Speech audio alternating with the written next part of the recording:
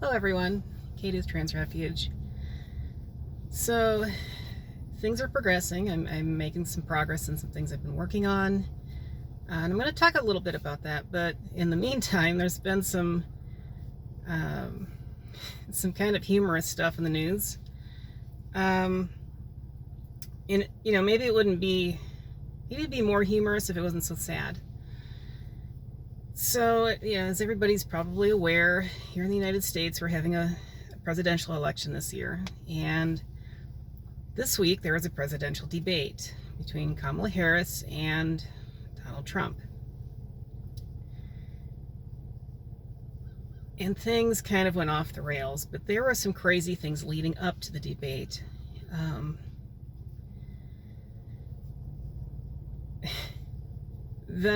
The conservative side has been making some absolutely outlandish claims. And unfortunately, whether through ignorance or naivety, I'm not sure, but there are people believing this stuff, and some of it's really quite egregious. So you've got a guy that's claiming public schools, like elementary schools, are performing sex change operations on students. Now that your kid goes to school and comes back a few days later with a sex change operation. I don't know how involved he has been with his own children's lives. But in the normal world where normal people live and their kids go to school, kids don't go to school for several days at a time without coming home in between. They go in the morning and they come home in the afternoon usually. Unless they have sports or activities, maybe they come home in the evening. This guy's so out of touch with reality. He doesn't even know how school works for kids. But the idea that a public school is performing major surgeries on children is completely outlandish. So he went into the debate with really the same talking points, only it got a little crazier.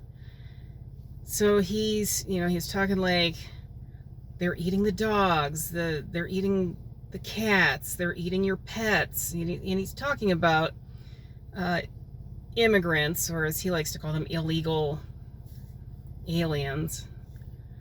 I won't spend a lot of time talking about immigration, other than to say that my own position is that I think we need immigration reform in a way that creates a better pathway to citizenship for people entering the country. I don't think that demonizing immigrants, whether documented or undocumented, is the way to go. Anybody that wants to come here and contribute to society, I think we should try to give them a better pathway to do so. So anyway, he was saying these crazy things. They're eating the dogs, they're eating the cats, and then he went on to say that Kamala Harris was trying to do sex change surgeries on prisoners, and not just any prisoners, but illegal immigrants in prisons. Like, these people are just going completely off the rails. The whole thing is derailing. And so it's kind of comical, but it's also kind of scary because there's people believing this stuff.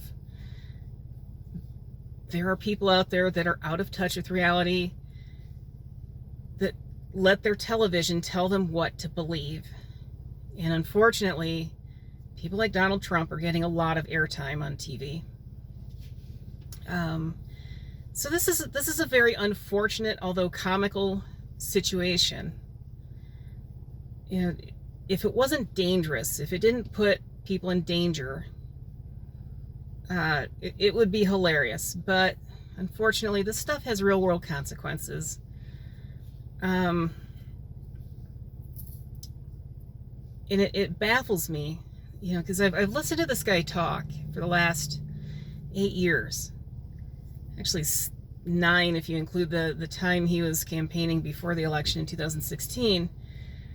You know, and I tried to figure out, why does this guy sound familiar? And I figured it out the other day. He sounds a lot like the character Fat Tony from The Simpsons. You know, the guy acts and speaks like a fictional organized crime lord. and his life shows it. He's a criminal, and it's kind of funny that plays out in his behavior, like the way he speaks. So, moving on from the politics stuff, there's been a lot of negative stuff in the boxing world since the Olympics, with the 2 women's boxers, one from Algeria, one from Taiwan. I've mentioned that in other videos. But a lot of backlash against them for, you know, looking, I guess, not pretty enough or something. Everybody has their own way of describing why they hated them. And that's what it was. It was just hate.